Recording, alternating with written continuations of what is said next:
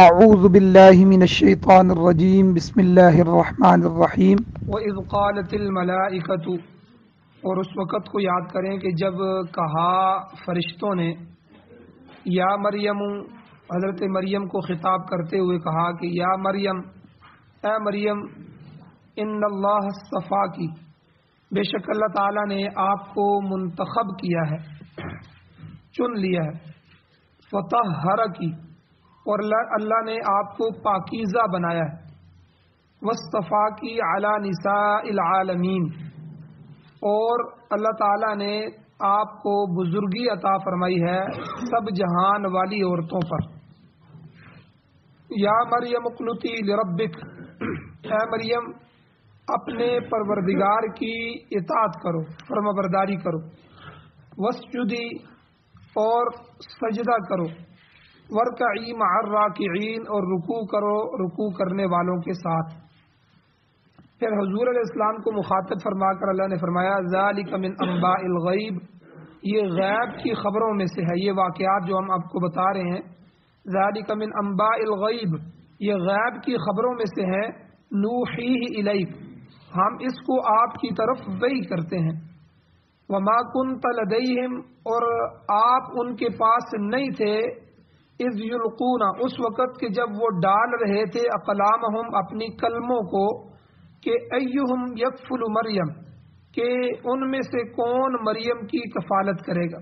جب ان کا آپس میں جھگڑا ہوا، ہر ایک چاہ رہا تھا کہ مریم کی میں کفالت کروں گا، تو انہوں نے قرآن اندازی کی، کلمے ڈالی، تو اے میرے محبوب آپ اس وقت ان کے پاس موجود نہیں تھے، وما کنت لدیہم، اور نہیں تھے آپ ان کے پاس موجود، اذ یختصمون، جبکہ وہ آپس میں اس بات میں جھگڑ رہے تھے، جھگڑا کر رہے تھے۔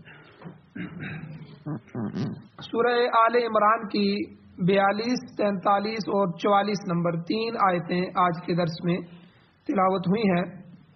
سب سے پہلے ربط آیات کیا ہے، ان آیتوں کا پیچھے آیتوں سے تسلسل کیا ہے، ربط کیا ہے۔ گزشتہ سے پیوستہ جو دروس ہے پچھلے 2-3 درسوں میں حضرت مریم رضی اللہ تعالی عنہا کی ولادت کا تذکرہ تھا کہ کس طرح ان کی والدہ نے منت مانی کہ ان کے ہاں لڑکا ہوگا تو وہ اسے خدمت دین کے لیے وقف کر دیں گی، مگر اللہ تعالیٰ کو ایسا ہی منظور تھا کہ لڑکے کی بجائے انہوں نے حضرت مریم رضی اللہ تعالی عنہا یعنی لڑکی کو جنا۔ پھر ان کی کفالت کا آگے تذکرہ ہوا کہ قرہ جو ہے وہ حضرت زکریا علیہ السلام کے نام کا نکلا، انہوں نے ان کی پرورش کی ذمہ داری پھر اٹھائی اور اچھی طرح پرورش شروع کی، مگر حضرت مریم رضی اللہ تعالی عنہ کے کمرے میں بے موسم کے پھل دیکھ کر حضرت زکریا علیہ السلام سخت حیران ہوئے۔ پوچھا ہے مریم یہ پھل کہاں سے آئے ہیں، بے موسم ہے، موسم نہیں ہے، بازار کے اندر نہیں ہے۔ انہوں نے جواب دیا ہوا من عند اللہ، یہ اللہ کے ہاں سے آئے ہیں، اللہ نے مجھے دیے۔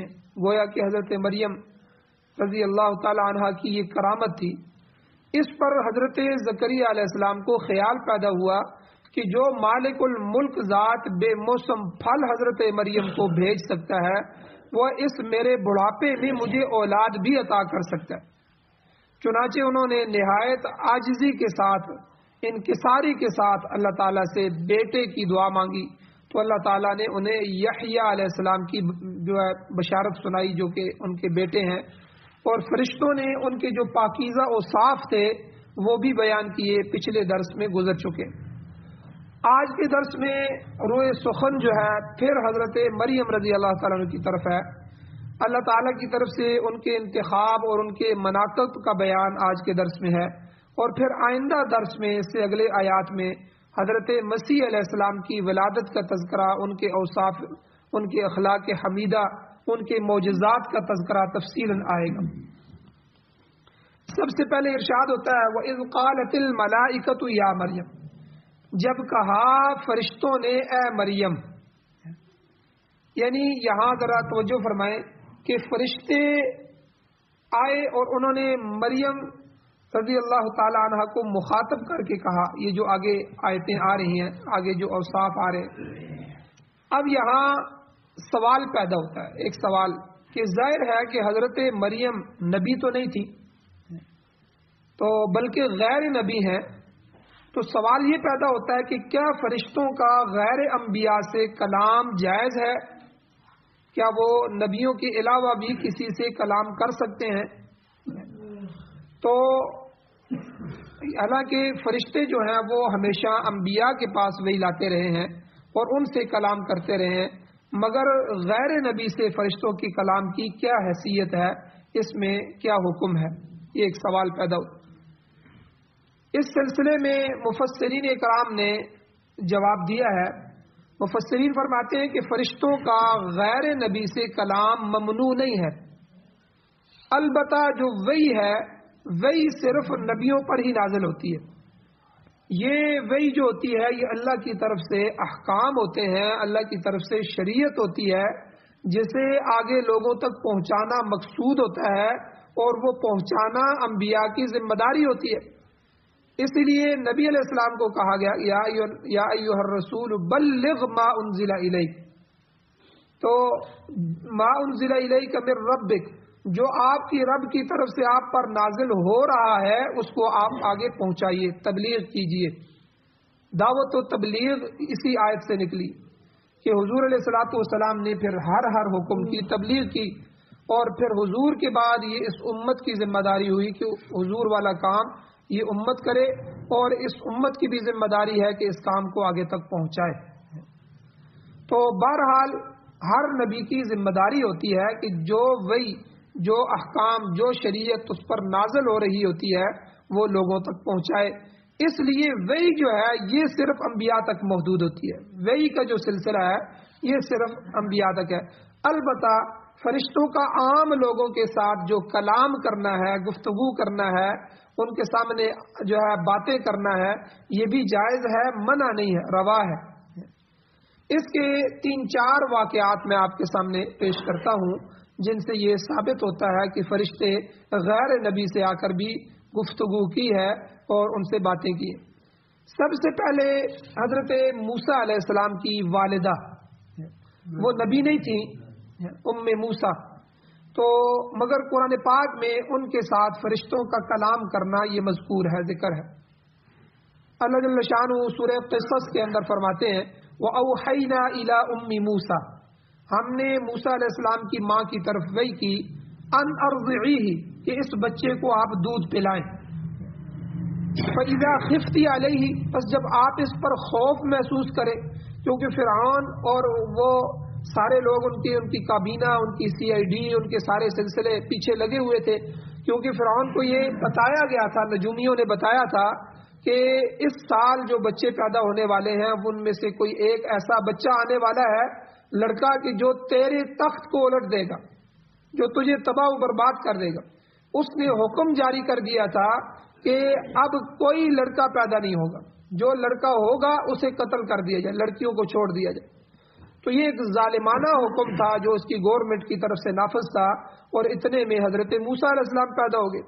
اب ان کی والدہ ان کو چھپا رہی ہیں اور بڑا عجیب سلسلہ ہے۔ اتنے میں اللہ کہتے ہیں ہم نے ان کو وحی کر کے بتایا، آپ ڈرے نہیں، آپ اس بچے کو دودھ پلائیں، ان ارضعیہ فَإِذَا خِفْتِ عَلَيْهِ، جب آپ کو خوف محسوس ہو کہ کوئی دشمن اس کو تلاش کرتے کرتے آ گیا ہے، کچھ معاملہ بن گیا ہے، فَأَلْقِيهِ فِي الْيَمِّ، آپ اسے دریا میں ڈال دیں۔ یہ جو دریا نظر آ رہا ہے، اب ماں ہے، ماں اپنے بچے کو اپنے ہاتھ سے دریا کے حوالے کر دے، تو اللہ جل شانہ نے فرمایا وَلَا تَخَافِي وَلَا تَحْزَنِي، نہ اس کا پھر خوف کرنا، نہ غمگین ہونا۔ کیوں کہ اِنَّا رَادُّوهُ إِلَيْكِ، کہ ایک تو ہم اس بچے کو آپ کی طرف لوٹائیں گے، ایک وقت آئے گا یہ آپ کا بچہ موسیٰ آپ کے پاس واپس آئے گا، اور وَجَاعِلُوهُ مِنَ الْمُرْسَلِينَ، اور دوسرا کہ ہم اسے رسولوں میں سے بنانے والے، یہ کوئی عام بچہ نہیں ہے، ہم خود اس کی حفاظت کریں گے۔ پھر اللہ نے ایسا ہی کیا کہ جب ان کو خوف محسوس ہوا انہوں نے جا کر جو ہے دریا میں ڈال دیا، وہ دریا میں بہتے جا کے فرعون کے محل کے جا کے کنارے لگے، دیکھیں جو قتل کر رہا تھا اللہ نے وہیں پہنچا دیا۔ اب ان کی بیوی نے جب دیکھا تو ان کی اولاد نہیں تھی، تو فرعون جب قتل کرنے لگا اس بچے کو اٹھایا کہ نہیں اس کو ماریں گے، تو وہ بچہ خوبصورت ہی اتنا تھا کہ فرعون کے دل کو بھی اس نے موہ لیا اور اس کے دل میں بھی محبت پیدا ہوئی. تو بیوی نے کہا کہ دیکھو ایک بچہ ہے، اس کو چھوڑ دو، اس نے کیا کرنا ہے، چھوٹا سا بچہ ہے، ہماری کوئی اولاد نہیں ہے، اس کو ہم رکھ لیں گے. تو موسیٰ علیہ السلام کو اللہ نے فرعون کے محل میں پالا اور وہ اب جب بچہ انہوں نے لے لیا، اب بچہ دودھ نہیں پی رہا، دودھ نہیں پکڑ رہا، کسی عورت کا بھی، بہت سی عورتیں لائی گئیں، بچہ دودھ نہیں پکڑ رہا. اب فرعون نے منادی لگا دی، اعلان کروایا کہ کوئی ایسی عورت ڈھونڈی جائے کہ جو اس بچے کو دودھ پلائے. اب تلاش شروع ہو گئی تو حضرت موسیٰ علیہ السلام کی والدہ ان کو ڈھونڈا گیا تو انہوں نے آ کر دودھ پلایا. دیکھیں کس طرح اللہ نے موسیٰ علیہ السلام کو دوبارہ اپنی والدہ کے پاس پہنچایا. تفصیلی واقعہ آگے آئے گا. بہرحال یہاں اشارہ کرنا اس طرف مقصود ہے کہ حضرت موسیٰ علیہ السلام کی جو والدہ ہیں وہ نبی نہیں تھی، لیکن اللہ جل شانہ کے فرشتوں نے ان سے کلام کیا اور اللہ کہتے ہیں کہ ہم نے ان کو خود فرشتوں کے ذریعے کہا کہ ان ارضعیہ، یہ جتنے بھی احکام دیے ہیں فرشتوں نے آ کے ان کو دیے کہ آپ اس طرح کریے، اس طرح کریے. ایک واقعہ یہ، اور دوسرا واقعہ یہ حضرت مریم کا ہے جو آج کی آیتیں ہیں. وَإِذْ قَالَتِ الْمَلَائِكَةُ يَا مریم، آ کر فرشتوں نے کہا کہ اے مریم یہ آپ کے اوصاف ہیں اور یہ چیزیں ہیں، ٹھیک ہے، جو آگے آ رہی ہیں. تو یہاں بھی جو ہے اس میں اور حضرت مریم جو ہے بالاتفاق نبی نہیں ہے، کیونکہ قرآن پاک میں وضاحت اور تصریح موجود ہے. اللہ فرماتے ہیں وما ارسلنا من قبلک، اے میرے محبوب ہم نے آپ سے پہلے نہیں بھیجے الا رجالا، مگر مرد بھیجے ہیں، نوحی الیہم، جن کی طرف ہم نے وحی کی. یعنی جتنے بھی آپ سے پہلے پیغمبر آئے ہیں سب کے سب مرد تھے، آدمی تھے، کوئی عورت نہیں تھی، انہی کی طرف ہم وحی کرتے رہے ہیں. اس لیے آج تک جتنے بھی نبی ہوئے ہیں سب مرد تھے. اللہ تعالیٰ نے نبوت کا منصب عورتوں کو عطا نہیں فرمایا. ہاں البتہ جو ہے نبی کے بعد صدیقیت کا درجہ آتا ہے جو بعض عورتوں کو بھی اللہ نے عطا فرمایا ہے. چنانچہ قرآن پاک میں حضرت عیسیٰ علیہ السلام کی جو والدہ ہیں حضرت مریم، ان کے متعلق وضاحتاً اور صراحتاً قرآن نے فرمایا کہ امہ صدیقہ، کہ حضرت عیسیٰ علیہ السلام کی ماں مریم جو ہے وہ صدیقہ ہے. تو اللہ تعالیٰ نے یاد رکھے نیکی کے 4 مرتبے رکھے ہیں، 4 مرتبے. سب سے پہلا مرتبہ نبی کا ہوتا ہے، اس کے بعد دوسرا مرتبہ صدیق کا ہے، تیسرا مرتبہ شہید کا ہے، چوتھا مرتبہ صالحین نیکوکار لوگوں کا ہے. یہ 4 مرتبے ہیں. تو قرآن مجید میں اللہ فرماتے ہیں من یطع اللہ والرسول، جو شخص اللہ اور اس کے رسول کی اطاعت کرے گا، فاولئک، یہ لوگ مع الذین، ان لوگوں کے ساتھ ہوں گے، انعم اللہ علیہم، جن پر اللہ تعالیٰ نے انعام کیا. وہ لوگ کون سے ہوں گے؟ من النبیین والصدیقین والشہداء والصالحین. یہ 4 درجے، وہ نبی ہوں گے، صدیق ہوں گے، شہداء ہوں گے اور صالحین ہوں گے. یہ 4 مرتبے ہیں، نبی، صدیق، شہداء اور صالحین. نبی تو کوئی نہیں بن سکتا، نبی تو چنیدہ لوگ ہوتے ہیں، مردوں میں سے بھی جن کو چنا گیا وہی نبی ہو سکتے ہیں. اس کے علاوہ کوئی اپنی محنت سے، مجاہدے سے، نیکی کر کے کسی طرح بھی اپنے نبوت کے کمال تک نہیں پہنچ سکتا. پچھلے جو 3 درجے ہیں صدیق، شہداء اور صالحین، یہ آدمی مجاہدہ کر کے پہنچ سکتا ہے. ایک آدمی اتنی تہجد پڑھتا ہے، اشراق پڑھتا ہے، اللہ کا ذکر کرتا ہے، اللہ کو اتنا راضی کرتا ہے، اللہ اس کو صدیق کے درجے تک پہنچا دیتے ہیں. محنت کرے آدمی. اور اسی طرح شہید، اللہ کے راستے میں جب لڑتا ہے کوئی آدمی، اللہ کے راستے میں جاتا ہے، اپنی جان پیش کرتا ہے کفار سے لڑتے ہوئے اللہ کے دین کے غلبے کے لیے، تو وہ شہید کا درجہ بھی پا سکتا ہے. صالحین یعنی اولیاء اللہ جو ہے، کوئی آدمی ولی بننا چاہے تو وہ ولی بھی بن سکتا ہے، کوئی مشکل نہیں ہے، لیکن نبی کوئی نہیں بن سکتا. اس لیے یہاں یہ بتا دیا گیا کہ حضرت مریم کا یہ اعزاز تھا کہ وہ صدیقین میں شامل تھی، نبیوں کے بعد جو دوسرا درجہ تھا صدیقین. تو اسی طرح تیسرا واقعہ جو قرآن مجید میں آتا ہے وہ حضرت ابراہیم علیہ السلام کے پاس، کہ ابراہیم علیہ السلام نے بھی اسی طرح دعا مانگی تھی اللہ تعالیٰ سے، جس طرح حضرت زکریا علیہ السلام نے اپنے بیٹے کے لیے دعا مانگی تھی. انہوں نے بھی اسماعیل علیہ السلام کو، اسحاق علیہ السلام کو اللہ سے مانگا، اے اللہ مجھے نیک اولاد عطا فرما. اب جب ان کو فرشتے بشارت دینے کے لیے آئے، خوشخبری دینے کے لیے آئے، تو حضرت سارہ رضی اللہ تعالیٰ عنہ یہ بھی وہاں موجود تھی، تو ان کا تذکرہ بھی قرآن پاک میں آتا ہے۔ تو یہ بھی فرشتوں کی باتیں سن رہی تھی اور فرشتے ان سے بھی مخاطب تھے۔ تو بہرحال یہ تیسرا واقعہ ہے کہ جو فرشتے غیر نبی سے بھی مخاطب ہوئے۔ اور چوتھا واقعہ ایک صحابی کا آتا ہے، حضرت عمران ابن حسین رضی اللہ تعالیٰ عنہ، یہ حضور علیہ السلام کے اونچے درجے کے صحابی ہیں، بڑے درجے میں سے تھے۔ ان کا ذکر مسلم شریف کی اندر موجود ہے، حدیث میں آتا ہے، اور قوت القلوب والے نے لکھا ہے کہ حضرت عمران رضی اللہ تعالیٰ عنہ یہ ایک بیماری کے اندر چلے گئے تھے اور 30 سال بستر پر بیمار رہے، اور ان کو ایک ناسور قسم کی بیماری تھی اور شدید قسم کا بواسیر لاحق ہو گیا تھا اور انتہائی تکلیف ہوتی تھی۔ تو یہ 30 سال بیمار رہے اور بیماری کی حالت میں فرشتے آ کر ان کو سلام کرتے تھے، یعنی یہ اللہ نے ان کو اعزاز دیا تھا، یہ اپنی بیماری پر صبر کرتے تھے۔ اور 30 سال بیمار رہنا ایک لمحے کے لیے، یہ بیماری جو ہے انسان کو اوپر نیچے کر دیتی ہے، تکلیف کے اندر مبتلا کر دیتی ہے۔ کوئی بھی بیماری ہو تو آدمی جب تک صحت کے اندر نہ آئے تو انتہائی ٹینشن میں رہتا ہے، تکلیف میں رہتا ہے۔ تو یہ 30 سال بیماری پر صبر کیا اور صحابی رسول تھے، تو اس اللہ نے پھر اعزاز یہ دیا کہ فرشتے آ کر ان کو سلام کرتے تھے۔ اب ہمارے دور میں تو بواسیر کا علاج یہ ہے کہ آپریشن کروا لے، سخت بواسیر ہو جائے، یا اسی طرح بیماریوں کے آپریشن موجود ہیں، لیکن اس زمانے میں آپریشن نہیں ہوتے تھے۔ ایک علاج تھا داغ لگوانا، آگ کے ساتھ لوہا گرم کر کے، کوئی چیز گرم کر کے اس زخم کو داغتے تھے، اور اس کی اجازت اگرچہ دی گئی تھی لیکن اس کو پسند نہیں کیا گیا۔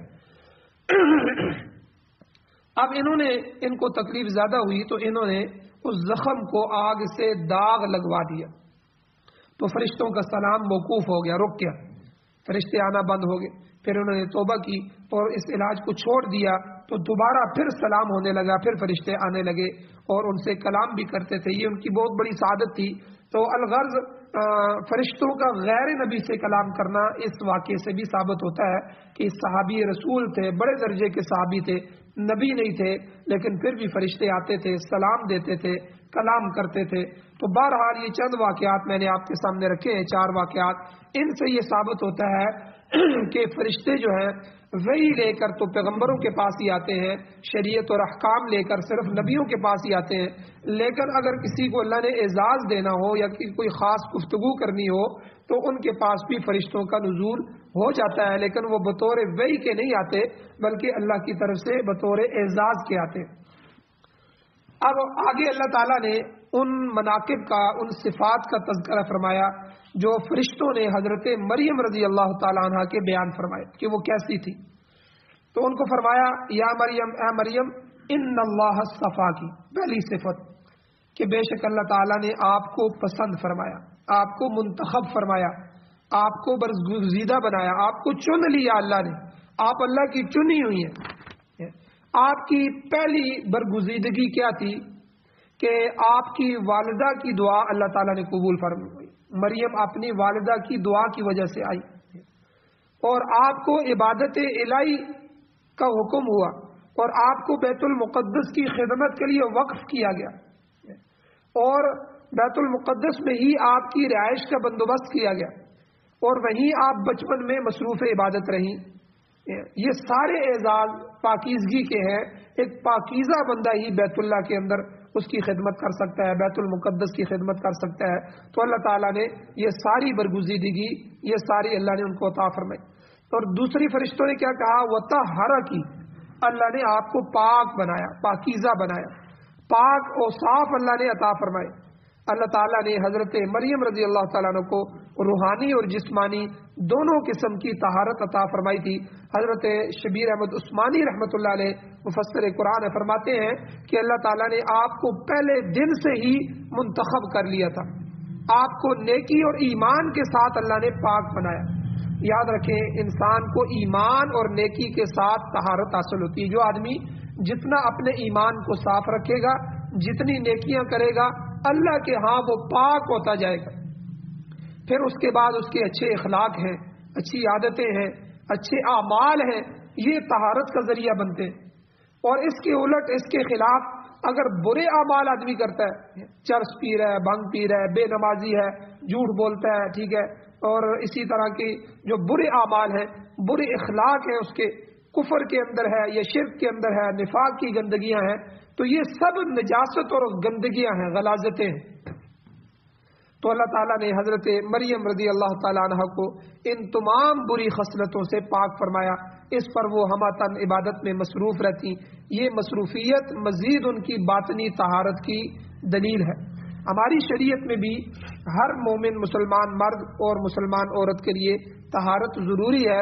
یہ طہارت عقیدے کی بھی طہارت ہونی چاہیے اور اعمال کی بھی طہارت ہونی چاہیے. عقیدہ بھی صاف ستھرا ہو.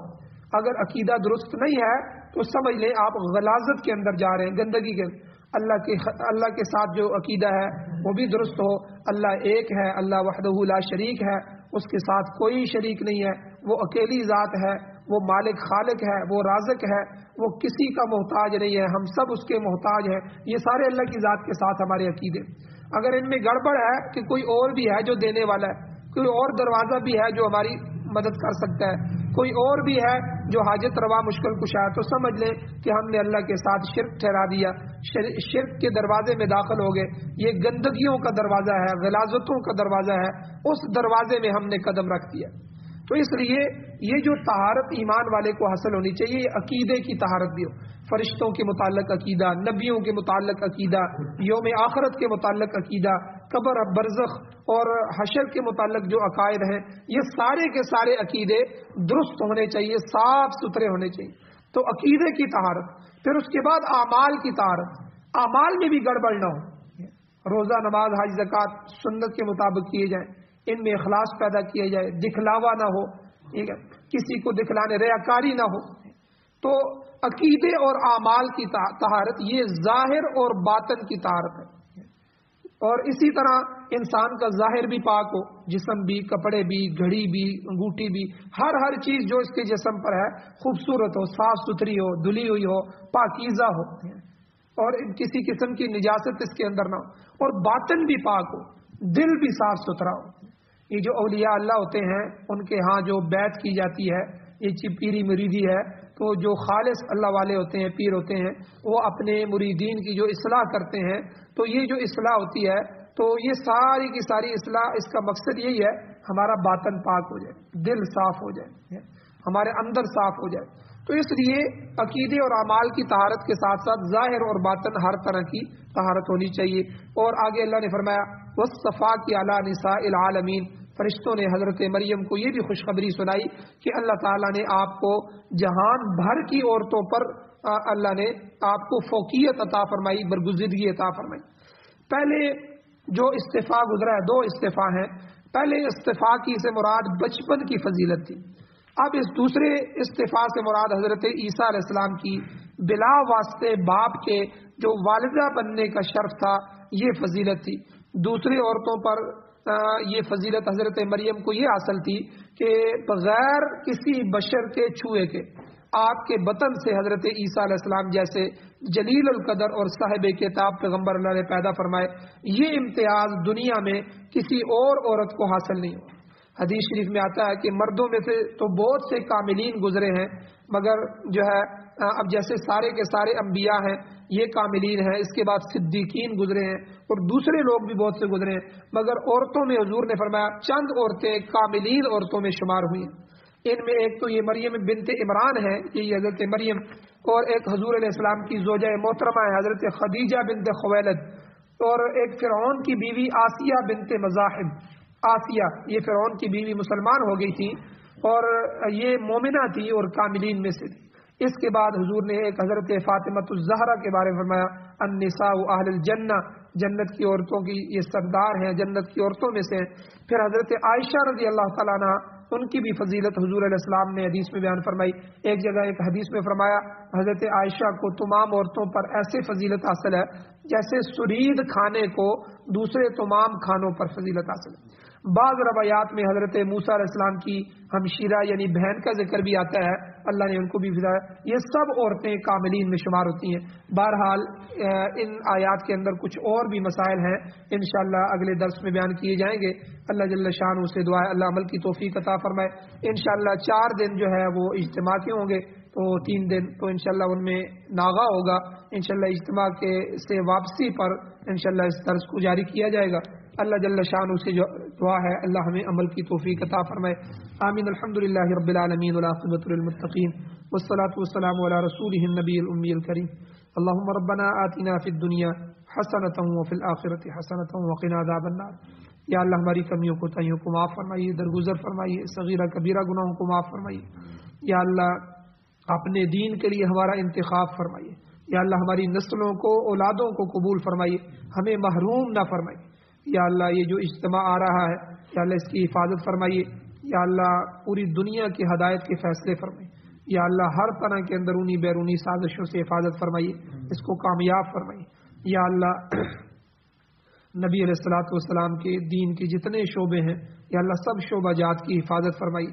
یا اللہ ان کی جو ہے کامیابیاں ان کے مقدر فرمائیے. یا اللہ یہ قرآن و سنت کو جو نظام ہے پوری دنیا میں اس کو غلبہ عطا فرمائیے. یا اللہ پوری دنیا میں غالب فرمائیے. صلی اللہ تعالی علی خیر خلقہ محمد وآلہ وصحبہ اجمعین برحمتک یا ارحم الراحمین.